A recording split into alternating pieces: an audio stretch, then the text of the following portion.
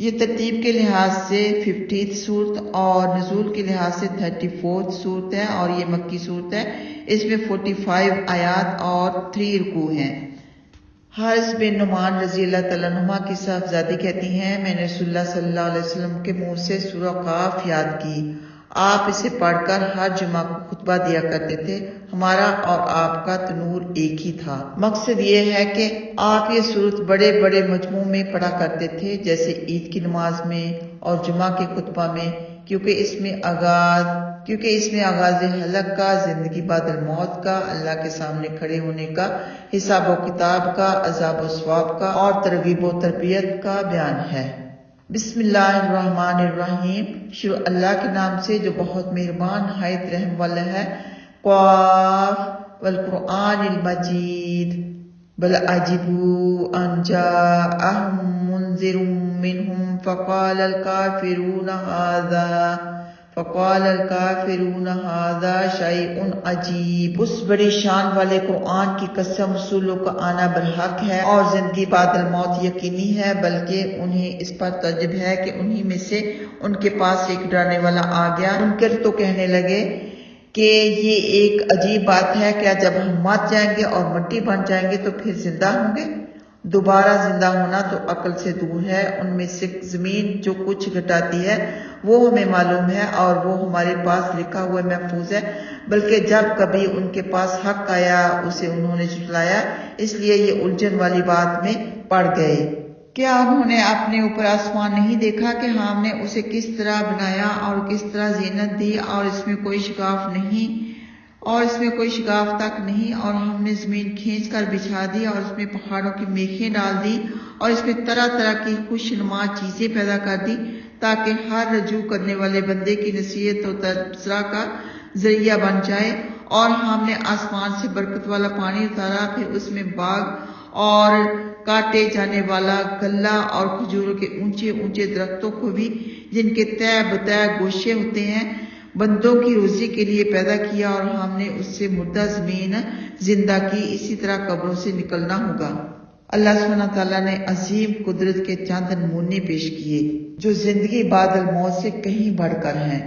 اپنی قدرت بتائی کہ کس طرح ہم اوپر سے پانی برساتے ہیں، زمین مردہ سے زندہ ہو جاتی ہے، پھر اس میں سے طرح طرح کے پھل انسان کے کھانے کے لیے نکلتے ہیں، طرح طرح کی سبزیاں نکلتی ہیں، کھانے کی بہت سی چیزیں نکلتی ہیں۔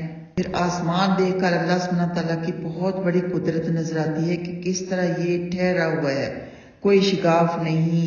اتنی قدرتیں جاننے کے باوجود تم لوگ اس بات کی شک پر ہو کہ زندگی بعد الموت کیسے ہوگی۔ آگے فرمایا، ان سے پہلے قوم نوح علیہ السلام نے، رس والوں نے، سمودیوں نے، عادیوں نے، فرعون نے، لوط کے بھائیوں نے، ایکا والوں نے اور تبا کی قوم نے بھی جھٹلایا تھا۔ ہر ایک نے پیغمبروں کو جھوٹا سمجھا تھا۔ پھر میرا ڈراوا ان پر واجب ہو گیا۔ کیا ہم پہلی بار کی پیدائش سے تھک گئے، بلکہ یہ ایک نئی پیدائش کی طرف سے شک میں ہے۔ حدیث پاک میں ہے کہ اللہ فرماتا ہے، ابن آدم مجھے یہ کہہ کر ایذا دیتا ہے کہ اللہ نے جس طرح مجھے پیدا کیا تھا لوٹائے گا نہیں، حالانکہ لوٹانے کی بنسبت ابتدائی پیدائش مشکل ہے۔ یعنی ابتدا میں کس طرح خون سے لوتھڑا بنتا ہے، پھر اسے ایک شکل دی جاتی ہے، پھر جان ڈالی جاتی ہے، بلکہ مردہ سے زندہ کرنا تو بہت ہی آسان کام ہے، لیکن پہلی بار پیدا کرنا، اسے شکل دینا، اس میں روح پھونکنا، جب یہ اتنا مشکل کام اللہ سبحانہ تعالیٰ کے لیے بے حد آسان ہے تو مردہ سے زندہ کرنا کون سی مشکل بات ہے۔ آگے فرمایا، بلا شبہ ہم نے انسان کو پیدا کیا اور ہم اس کے دلی خیالات جانتے ہیں اور ہم اس کی شہ رگ سے بھی زیادہ قریب ہیں۔ جب دو لینے والے لیے جا رہے ہیں، ایک سیدھی جانب اور ایک بائیں جانب بیٹھا ہوا ہے، انسان کوئی لفظ نہیں بولتا مگر اس کے پاس ایک نگہبان تیار ہے، یقیناً سکرات موت پیش آنے والی ہے، یہی تو وہ ہے جس سے تو بدکا کرتا تھا، اور سور پھونک دیا جائے گا، یہی عذاب کے وعدے کا دن ہوگا، ہر شخص ماں اپنے ہمراہ کے اور گواہی کے آئے گا، بلا شبہ تو اس سے غفلت میں تھا، ہم نے تجھ سے تیرا پردہ ہٹا دیا، آج تیری نگاہ تیز ہے۔ اللہ سبحانہ تعالیٰ اپنے اختیار اور قدرت کی خبر دے رہا ہے کہ میں اس کا خالق ہوں۔ میرا علم سب سے بڑھ کر ہے۔ تو ہر انسان کے لیے اللہ سبحانہ تعالیٰ نے 2 فرشتے مقرر کیے ہوئے ہیں اس کا اعمال نامہ لکھنے کے لیے۔ یہی وہ ذکر ہے 2 لینے والے لیے جا رہے ہیں، یعنی کرامن کاتبین، اعمال نامہ لکھ رہے ہیں۔ تو کچھ لوگوں کا یہ خیال ہے جو میں سنا کرتی تھی کہ کرامن ایک کا نام ہے، کاتبین دوسرے کا نام ہے۔ ایسا نہیں ہے، ان کا نام کرامن کاتبین ہے، یعنی لکھنے والے بزرگ فرشتے۔ وہ اعمال نامہ لکھتے ہیں، ایک سیدھے کندھے پر بیٹھا ہوا ہے اور ایک بائیں پر، اور انسان کی سیکنڈ سیکنڈ کی نگرانی کی جا رہی ہے۔ ایک ایک بات اور ایک ایک عمل لکھا جا رہا ہے۔ ادھر انسان کی زبان سے کچھ نکلا، ادھر ان فرشتوں نے اسے لکھا۔ فرشتے اسی انتظار میں رہتے ہیں اور اسی کام پر مقرر ہیں۔ یہ کسی قول و فعل کو لکھے بغیر نہیں چھوڑتے۔ اللہ کے 2 کرامن کاتبین انسان کے کندھوں پر موجود رہتے ہیں اور انسان کو خبر تک بھی نہیں ہوتی۔ زندگی کے ہر لمحے کا ریکارڈ کیا جا رہا ہے، جو کہ قیامت کے دن سامنے لا کر رکھ دیا جائے گا۔ آگے سکرات کا بیان ہے، یعنی اے انسان، سکرات موت آ کر رہے گی۔ نبی پاک صلی اللہ علیہ وسلم نے فرمایا، موت سے بھاگنے والے کی مثال اس لومڑی کی سی ہے جس سے زمین کسی دن اپنا قرض مانگنے لگے اور وہ اسے چھپنے کے لیے ادھر ادھر بھاگنے لگی۔ پھر جب تھک کر چور ہو گئی تو بل میں آ گھسی۔ یہاں بھی زمین تھی، پھر اس نے قرض مانگا، لومڑی پھر بل سے نکل کر بھاگ نکلی۔ سانس پہلے ہی سے پھولا ہوا تھا اور تھک کر چور ہو چکی تھی۔ آخر بھاگتے بھاگتے گر پڑی اور گردن ٹوٹ کر مر گئی۔ یعنی جس طرح لومڑی زمین سے ہٹ نہ سکی اور زمین پر ہی بھاگتے بھاگتے مر گئی، اسی طرح انسان کو موت کے بغیر چارہ نہیں۔ تو یہاں پر اللہ سبحانہ تعالیٰ نے فرمایا، وَجَاءَتْ كُلُّ نَفْسٍ مَعَهَا سَائِقٌ وَشَهِيدٌ، ہر شخص ماں اپنے ہمراہ کے اور گواہی کے آئے گا۔ اس کے ہمراہ کون ہوگا؟ ایک فرشتہ۔ سائق سے مراد وہی فرشتہ ہے جو انسان کو گھیر گھار کر میدان محشر میں لائے گا، اور شاہد سے اس کے عملوں پر گواہ فرشتہ مراد ہے۔ ایک تو وہ فرشتہ جو اس کے ساتھ رہتا تھا، وہ لائے گا اس کو میدان محشر میں، اور ایک سائق فرشتہ ہوگا۔ آگے فرمایا، اور اس کا ہم نشین فرشتہ کہے گا، یہ تیار ہے جو میرے پاس تھا، ہر کافر سرکش کو جہنم میں ڈال دو، جو بھلائی سے روکنے والا، حد سے آگے بڑھنے والا اور شک کرنے والا تھا، جس نے اللہ کے ساتھ دوسرا معبود بنا لیا تھا، اس لیے ایسے شخص کو سخت عذاب میں ڈال دو۔ اس کا ہم نشین شیطان کہے گا، اے ہمارے رب، میں نے اس کو سرکش نہیں بنایا تھا، بلکہ یہ خود ہی راہ راست سے بہت دور ہٹا ہوا تھا۔ اللہ فرمائے گا، میرے پاس مت جھگڑو، میں نے دنیا ہی میں تمہارے پاس عذاب کا وعدہ پہنچا دیا تھا، میری بات بدلنے والی نہیں اور نہ میں بندوں پر ظلم کرنے والا ہوں۔ اللہ سبحانہ تعالیٰ ان آیات میں اس فرشتے کی طرف سے خبر دے رہا ہے جو انسان کے عمل لکھنے پر تعینات ہے، کہ وہ فرشتہ اس کے عملوں کی قیامت کے دن گواہی دے گا اور کہے گا کہ لیجئے، یہ میرے پاس اس کا کچا چٹھا تیار ہے جس میں ذرا سی بھی کمی پیشی نہیں۔ تو ہر انسان کے ساتھ ایک جن بھی رہتا ہے۔ اللہ تعالیٰ انسان سے اور اس کے ساتھی جن سے فرمائے گا، کیونکہ یہ دونوں رب کے سامنے جھگڑیں گے۔ انسان کہے گا، اے رب، اسی نے مجھ کو بہکا رکھا تھا اور نصیحت نہیں ماننے دیتا تھا، نصیحت میرے پاس آ گئی مگر مجھ میں اور نصیحت میں یہ بدبخت حائل ہو گیا تھا۔ اور شیطان کہے گا، اے رب، میں نے اس کو سرکش نہیں بنایا تھا، یہ تو خود ہی گمراہ شر پسند اور حق کا مخالف تھا اور سخت گمراہی میں مبتلا تھا۔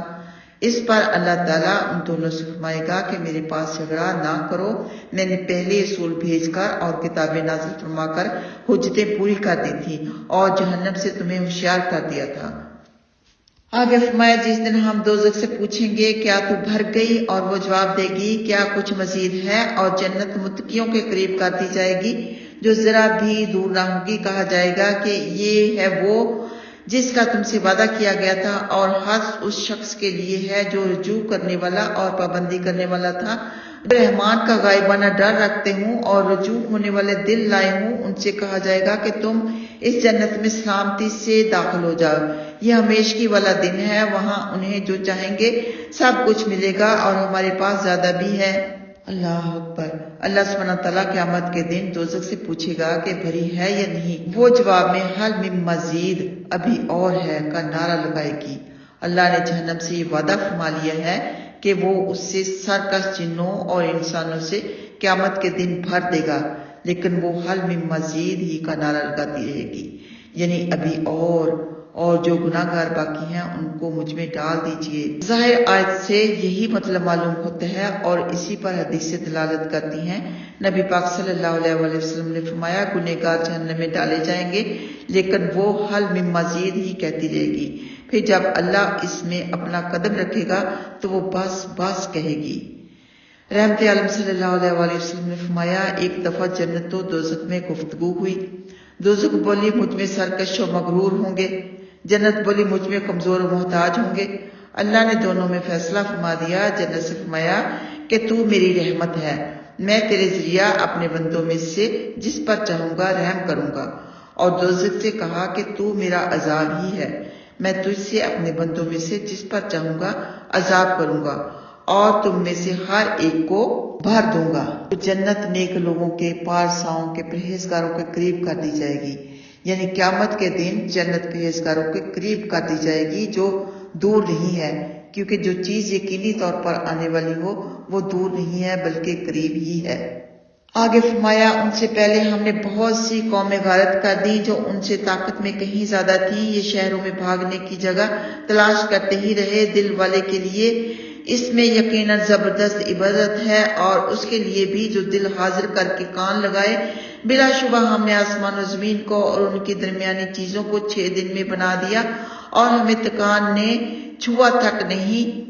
جو کچھ یہ کہتے ہیں ان پر آپ صبر کرتے رہیں اور اپنے رب کی پاکی اس کی حمد کے ساتھ بیان کرتے رہیں، سورج نکلنے سے پہلے بھی اور سورج ڈوب جانے سے پہلے بھی، اور رات کو بھی آپ اس کی پاکی بیان کریں اور سجدوں کے بعد بھی۔ یہاں نبی پاک صلی اللہ علیہ وآلہ وسلم کو صبر کی تعلیم دی کہ پہلے بھی انبیاء کرام جھٹلائے گئے۔ اس آیت میں قیامت کا اور زندگی بعد الموت کا ثبوت ہے، کیونکہ جو آسمان و زمین جیسی مخلوق پیدا بنانے پر قادر ہو اور تکان محسوس نہ کرے، وہ مردے زندہ کرنے پر بدرجہ اولا قادر ہوگا۔ تو یہاں رات میں نماز پڑھنے کا فرمایا گیا۔ رات میں تہجد پڑھیے جو آپ کی نفلی نماز ہوگی، کہ امید ہے کہ آپ کو آپ کا رب مقام محمود عطا فرمائے گا۔ نبی پاک صلی اللہ علیہ وآلہ وسلم نے کبھی تہجد نہیں چھوڑی اور نہ انبیاء کرام نے، اور ہمیں بھی تعلیم دی گئی ہے کہ ہم تہجد ادا کریں۔ حالانکہ یہ فرض نہیں، لیکن سنتے موقدہ ضرور ہے۔ کچھ نہ کچھ نوافل ضرور ادا کر لیں، چاہے 2 نفل ہی ادا کر لیں، چاہے عشاء کے بعد ہی آپ فوراً ادا کر لیں۔ جو کہ تہجد گزار نہیں ہے وہ عشاء کی نماز کے بعد ادا کر لیں، وہ بھی تہجد ہی ہو جائے گی انشاءاللہ۔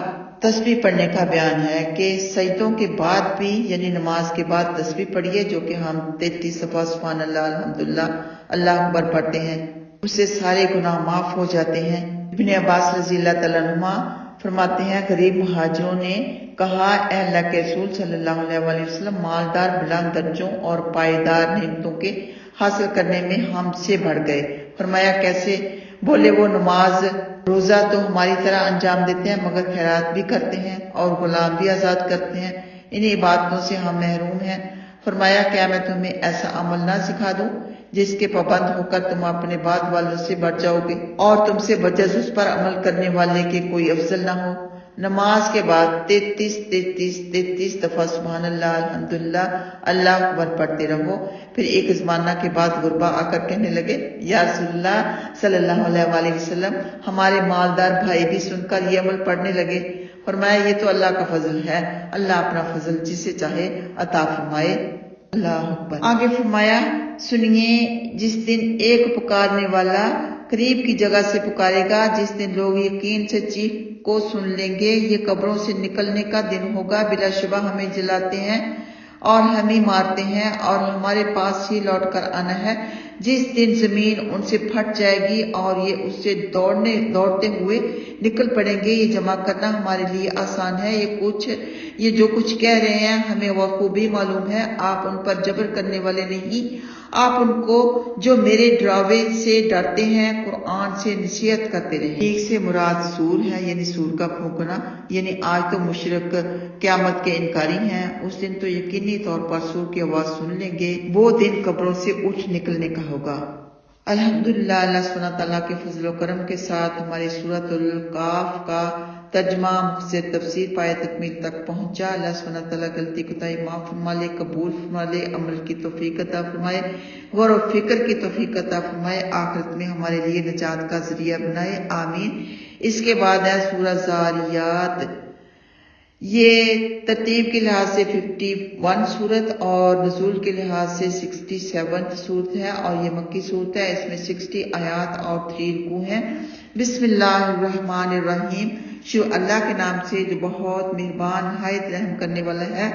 والذاریات ذروا فالحاملات وقرا فالجاریات یسرا، اڑا کر بکھیرنے والی ہواؤں کی قسم، پھر بوجھ اٹھانے والے بادلوں کی قسم، پھر آسانی سے چلنے والی کشتیوں کی قسم، پھر کام تقسیم کرنے والے فرشتوں کی قسم، تم سے جو وعدہ کیا گیا ہے وہ سچا ہی ہے اور بدلہ مل کر ہی رہے گا، راہوں والے آسمان کی قسم، تم اختلاف والی بات میں پڑے ہوئے ہو، اس سے وہی پھیرا جا سکتا ہے جو پھیر دیا گیا ہو، اٹکل کرنے والے غارت ہوں جو غفلت میں بھولے ہوئے ہیں، آپ سے پوچھتے ہیں کہ جزا کا دن کب ہوگا، جس دن یہ آگ کے فتنے میں مبتلا کیے جائیں گے، اور ان سے کہا جائے گا کہ اپنے فتنے کا مزہ چکھتے رہو، یہ وہی ہے جس کی تم جلدی مچایا کرتے تھے۔ یقیناً پرہیزگار باغوں اور چشموں میں ہوں گے، ان کے رب نے جو نعمتیں انہیں دی ہوں گی انہیں لے رہے ہوں گے، بلا شبہ یہ اس سے پہلے مخلص تھے، یہ رات کو تھوڑی دیر ہی سویا کرتے تھے اور سحر کے وقت استغفار کرتے رہتے تھے، اور ان کے مال میں مانگنے والوں اور نہ مانگنے والوں سب ہی کا حق تھا، اور یقین کرنے والوں کے لیے زمین میں بہت کچھ نشانیاں ہیں اور تمہاری ذاتوں میں بھی، تو پھر کیا تم دیکھتے نہیں ہو؟ آسمان میں تمہاری روزی ہے اور وہ بھی جس کا تم سے وعدہ کیا جاتا ہے، آسمان و زمین کے رب کی قسم یہ بالکل سچی بات ہے، اسی طرح جس طرح تم باتیں کرتے ہو۔ پرہیزگاروں کی آؤ بھگت کے بارے میں بتایا گیا کہ یہ قیامت کے دن جنتوں میں اور ہماری نہروں میں ہوں گے، جبکہ بدکار توقع زنجیروں میں جکڑے ہوئے جہنم میں مار کھا رہے ہوں گے اور ان پر لعنت پڑ رہی ہوگی۔ جنتی جنتوں میں اللہ کی دی ہوئی نعمتیں حاصل کر رہے ہوں گے اور قابل رشک نعمتوں اور مسرتوں میں موج اڑا رہے ہوں گے، یعنی یہ دنیا میں بھی خلوص کے ساتھ عمل کرتے تھے۔ فرمایا کلوا واشربوا ہنیئا، سورہ حاقہ میں آئے گا کہ ان نیکیوں کے صلہ میں جو گزشتہ زمانہ میں کی تھی مزے سے کھاؤ پیو، پھر اللہ نے ان کے عملوں کا خلوص بیان فرمایا ہے، یعنی یہ رات کو کم سویا کرتے تھے، کوئی رات ایسی بسر نہ کرتے تھے جس کے کچھ حصے میں اللہ کی یاد نہ کر لیتے ہوں، خواہ اول میں یا درمیان میں یا آخر میں، بہرحال رات کے کسی نہ کسی حصے میں نوافل ضرور پڑھ لیتے تھے، یا کوئی ایسی رات نہیں ہوتی تھی جس میں یہ صبح تک سوتے رہیں اور تہجد نہ پڑھیں۔ یہ تہجد گزاروں کی صفت ہے جو کہ یہاں پہ بتائی گئی۔ فرمایا کہ آخری رات میں اپنے گناہوں کی اللہ سے معافی مانگتے ہیں، راتوں کو قیام کرتے ہیں۔ اللہ کے رسول صلی اللہ علیہ وآلہ وسلم نے فرمایا کہ روزانہ رات کو پچھلی تہائی رات میں صبح صادق تک اللہ تعالیٰ پہلے آسمان پر اتر کر فرماتا ہے کوئی توبہ کرنے والا میں اس کی توبہ قبول کروں، ہے کوئی معافی مانگنے والا میں اس کو معاف کر دوں، ہے کوئی مانگنے والا میں اس کی مراد پوری کر دوں۔ تو اپنے گناہوں کی بخشش کے لیے اور باقی دعاؤں کے لیے، دنیا اور آخرت کی کامیابی کی دعاؤں کے لیے تہجد کے وقت آپ اٹھیں، اللہ تعالیٰ سے دعائیں کریں، آپ کی دعائیں انشاءاللہ تعالیٰ ضرور قبول ہوں گی، کیونکہ یہ اللہ کا وعدہ ہے، یہ ہمارے نبی صلی اللہ علیہ وآلہ وسلم کا فرمان ہے کہ اللہ سبحانہ تعالیٰ اس وقت آسمانی دنیا پر نزول فرماتے ہیں اور خود کہتے ہیں اللہ اکبر۔ آگے فرمایا کہ آپ کے پاس ابراہیم علیہ السلام کے معزز مہمانوں کی خبر آئی ہے، جب انہوں نے آپ کے پاس آ کر سلام کیا تو آپ نے انہیں سلام کا جواب دیا اور فرمایا کہ اجنبی معلوم ہو رہے ہو، پھر چپکے سے گھر جا کر ایک فربا بچڑے کا گوشت لائے اور اس کو مہمانوں کے سامنے رکھا اور فرمایا کہ آپ لوگ کھاتے کیوں نہیں؟ پھر ان کی طرف سے آپ کے دل میں خوف پیدا ہوا، مہمانوں نے کہا آپ خوف نہ کریں، اور انہوں نے آپ کو ایک علم والے بچے کی خوشخبری سنائی۔ آپ کی بیوی تعجب سے اپنے منہ پر ہاتھ رکھ کر کہنے لگی کہ میں تو بڑھیا اور بانجھ ہوں۔ انہوں نے کہا ہاں، تمہارے رب نے اسی طرح فرمایا ہے، بلا شبہ وہ بڑی حکمت والا اور غیر محدود و علم والا ہے۔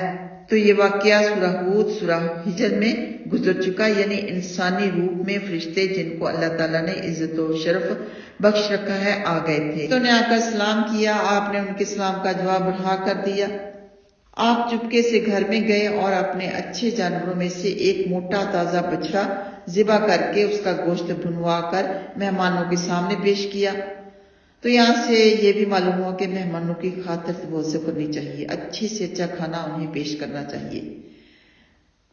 تو تھوڑی ہی دیر کے بعد آپ بچڑے کا بنا ہوا گوشت لے آئے اور ان کے قریب کر کے کہنے لگے کہ آپ لوگ کھاتے کیوں نہیں؟ جب مہمانوں نے کھانا نہیں کھایا تو حضرت ابراہیم علیہ السلام کو ڈر ہوا کہ کہیں یہ بد ارادے سے تو نہیں آئے، یعنی فرشتے تبھی اترتے ہیں جب کسی نہ کسی قوم پر عذاب آنا ہوتا ہے۔ جب آپ نے دیکھا کہ ان کے ہاتھ کھانے تک پہنچ ہی نہیں رہے اور نوالا کے لیے بڑھتے ہی نہیں، تو آپ نے ان سے خوف محسوس کیا۔ انہوں نے کہا آپ ڈرے نہیں، ہم قوم لوط کی طرف بھیجے گئے تھے۔ یہ سن کر آپ کی بیوی ہنسنے لگی، یعنی لوطیوں کی ہلاکت کی خبر سن کر انہیں مسرت ہوئی، کیونکہ یہ لوگ بڑے سرکش تھے۔ اور ساتھ میں حضرت یعقوب علیہ السلام، حضرت اسحاق علیہ السلام کی خوشخبری بھی دی۔ یہ عجیب بات سن کر وہ تعجب کرنے لگی، ہائے میرے اولاد ہوگی، میں تو بڑھیا ہوں اور میرا شوہر بھی بوڑھا ہے، یہ ایک بڑی حیرت انگیز اور تعجب خیز بات ہے۔ فرشتوں نے جواب دیا تم اللہ کے حکم پر تعجب کر رہی ہو، اے ابراہیم علیہ السلام کے خاندان والوں، تم پر اللہ کی رحمتیں اور برکتیں ہیں، یقیناً اللہ بے شمار تعریفوں کے لائق اور بڑی عزت والا ہے۔ اسی لیے یہاں اللہ نے فرمایا کہ انہوں نے خلیل اللہ کو ایک صاحب علم بچے کی خوشخبری سنائی۔ خلیل اللہ کی خوشی عین ان کی اہلیہ کی خوشی اور بشارت ہے، کیونکہ بچہ تو دونوں ہی کا ہوگا، یعنی دونوں کو ذی علم بیٹے کی خوشخبری دی گئی۔ تو حضرت سارہ علیہ السلام کے منہ سے یا ویلا تک بے ساختہ زور کی آواز نکلی اور پیشانی پر ہاتھ مار کر بولی، یا تعجب سے منہ پر ہاتھ مار کر کہا۔ حضرت ابن عباس رضی اللہ تعالیٰ عنہما کا فرمان ہے کہ جیسا کہ تعجب کے وقت عورتیں کیا کرتی ہیں، اور بولی کہ میرے کس طرح بیٹا پیدا ہوگا، میں تو جوانی کے زمانے میں بھی بانجھ تھی۔ فرشتوں نے جواب دیا کہ ہوگا ایسا ہی، ہم اپنی طرف سے خوشخبری نہیں دے رہے بلکہ اللہ کی طرف سے بھیجے ہوئے ہیں اور اس کا پیغام پہنچا رہے ہیں۔ وہ بڑی حکمت والا ہے، اسے خوب معلوم ہے کہ تم کس عزت و بزرگی کے مستحق ہو، وہ اپنے قول و فعل میں کمال حکمت والا ہے۔ الحمدللہ، اللہ سبحانہ تعالیٰ کے فضل و کرم کے ساتھ ہمارا پارہ نمبر 26، اس کا ترجمہ مختصر تفسیر پایہ تکمیل تک پہنچا، اور ابھی سورہ الذاریات مکمل نہیں ہوئی، اس کا کچھ حصہ پارہ نمبر 27 میں ہم پڑھیں گے انشاءاللہ تعالیٰ۔ اللہ سبحانہ تعالیٰ قبول فرمائے، کمی پیشی معاف فرمائے، درگزر فرمائے، ہم سب سے راضی ہو جائے، ہمیں غور و فکر کی اور عمل کی توفیق عطا فرمائے، اور آخرت میں ہمارے لیے نجات کا ذریعہ بنائے، آمین۔ السلام علیکم ورحمۃ اللہ وبرکاتہ۔